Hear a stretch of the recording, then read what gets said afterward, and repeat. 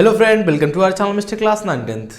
We are back with another video जिसमें हम पढ़ने वाले हैं कि समाज जो आपका सामाजिक विज्ञान जो आपका है इसका जो दीर्घ उत्तरीय जो आपका 6 नंबर का पूछा जाता है मोस्ट इंपॉर्टेंट क्वेश्चन कि हम टॉप 10 सीरीज लेकर आए हैं। तो इसमें आपका जो पहला ये वीडियो है जिसमें कि एक क्वेश्चन है जो कि एनसीईआरटी से बिलोंग करता है और आपका एनसीईआरटी जानते हैं सिलेबस ही चल रहा है यूपी बोर्ड के लिए। तो ये आपके लिए इम्पॉर्टेंट होगा क्योंकि कुछ ही ऐसे प्रश्न होते हैं जिन पर हमारा ध्यान जाता है, उसे हम आपको बताते हैं। तो देखिए जो आपका क्वेश्चन है क्या है कि किन्हीं दो देशों पर ध्यान केंद्रीकृत करते हुए बताइए कि 19वीं सदी के राष्ट्र निर्माण में राष्ट्र किस प्रकार विकसित हुए, यानी कि निर्माण हुए, कैसे विकास हुआ उनका। दो देशों पर हमें ध्यान केंद्रित करना है। यदि आपने एनसीईआरटी के जो पहला चैप्टर था उसको आपने पढ़ा होगा तो ये क्वेश्चन आपके लिए इजी होगा। तो देखते हैं क्वेश्चन की तरफ। आप सीधा ऐसे ही लिखेंगे, उत्तर में आप क्या लिखेंगे, 19वीं शताब्दी के लगभग पूरे यूरोप में राष्ट्रीयता का विकास हो चुका था। राष्ट्रीयता का विकास हो चुका था पूरे यूरोप में 19वीं शताब्दी के लगभग में। तो इसके बाद जिस कारण राष्ट्र राज्यों का उदय हुआ, राष्ट्र राज्य उदय होने लगे, इसमें बेल्जियम व पोलैंड भी एक ऐसे देश थे। बेल्जियम और पोलैंड, आपको ध्यान करना है, बेल्जियम और पोलैंड दो देश थे। 1815 में नेपोलियन की हार के बाद, 1815 में नेपोलियन की हार हुई थी, ये आप लिख सकते हैं। 1815 वियना संधि भी जाना जाता है, इसे वियना संधि के नाम से। तो ये नेपोलियन की हार के बाद वियना संधि द्वारा बेल्जियम और पोलैंड को मनमाने तरीके से अन्य देशों के साथ जोड़ दिया गया। जब नेपोलियन की हार हुई, जिसे वियना संधि के रूप में जानते हैं, हम जानते हैं उनके नाम से, तो इनके बाद इन दो देशों को जबरदस्ती मनमाने तरीके से अन्य देशों से जोड़ दिया गया।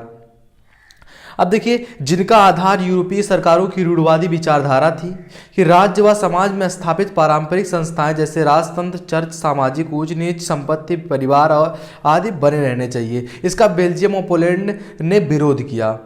भाई कोई हमें अलग देश से जोड़े मनमाने तरीके से, वो भी हमारी सहमति ना हो, तो हमें उसका विरोध करना पड़ेगा। अब देखिए आप बेल्जियम में क्या है, वियना कांग्रेस द्वारा बेल्जियम को हॉलैंड के साथ मिला दिया गया।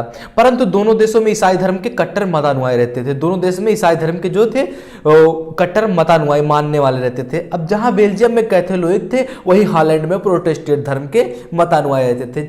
हॉलैंड का शासक हॉलैंड वासियों को बेल्जियम वासियों से श्रेष्ठ मानता था, क्योंकि जो हॉलैंड वासी थे ये इनकी संख्या ज़्यादा थी बेल्जियम वासियों की अपेक्षा, तो ये इनको श्रेष्ठ मानता था। अतः इस श्रेष्ठता को बनाए रखने के लिए वहाँ का जो राजा था उसने स्कूलों में प्रोटेस्टेंट धर्म की शिक्षा देने की राजज्ञा जारी कर दी। कहा कि केवल हमारे ही धर्म का जो भाषा है वही सब लोग को बताया जाएगा, स्कूल में जारी करा दिया। इसके बाद देखिए बेल्जियम ने कड़ा विरोध किया, इसका विरोध किया बेल्जियम वासियों ने, और इसमें इंग्लैंड ने भी उनका साथ दिया, जिस कारण हॉलैंड ने बेल्जियम को 1830 में स्वतंत्र करना पड़ा, जो कि एक हिस्सा जुड़ गया था बेल्जियम का हॉलैंड से। उन्होंने प्रोटेस्टेट किया। अब उसके बाद 1830 में इंग्लैंड ने भी इनका साथ दिया और 1830 में इन्हें स्वतंत्र करना पड़ा। बाद में यहाँ पर इंग्लैंड जैसे संवैधानिक व्यवस्था कायम की। इंग्लैंड ने इनका मदद किया। इसके बाद इंग्लैंड का ही संविधान यहाँ भी चलता है बेल्जियम में, आप इससे भी लिख सकते हैं। अब इसके बाद जो आपका है दूसरा पोलैंड। अब देखिए पोलैंड में वियना संधि द्वारा 1815 में वियना संधि हुई थी, आपको याद रखना है। वियना संधि द्वारा पोलैंड को दो बराबर भागों में बांट दिया गया। इसका बड़ा हिस्सा रूस को इनाम के तौर पर दे दिया गया, रूस को दे दिया गया इनका बड़ा हिस्सा पोलैंड का। अब देखिए परंतु जब वहाँ के लोगों में राष्ट्रीय भावना का विकास हुआ तो 1848 में पोलैंड और वर्सा की क्रांति आरंभ हुई। 1848 में इन्होंने क्रांति आरंभ कर दिया, कब, वर्सा और पोलैंड की। हाँ, इसके बाद जो रूसी सेनाओं ने कठोरता से इसको दबा दिया, परंतु राष्ट्रवादियों ने हार नहीं मानी और दोबारा विद्रोह किया और उसमें इन्होंने सफलता मिली।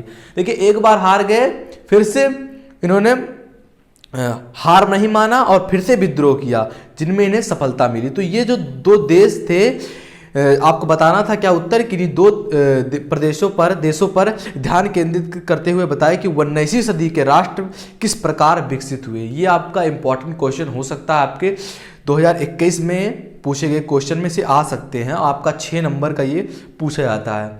अब हमारा 10 टॉप 10 चलेगा, जो कि इंपॉर्टेंट और दीर्घ उत्तरीय 6 नंबर का।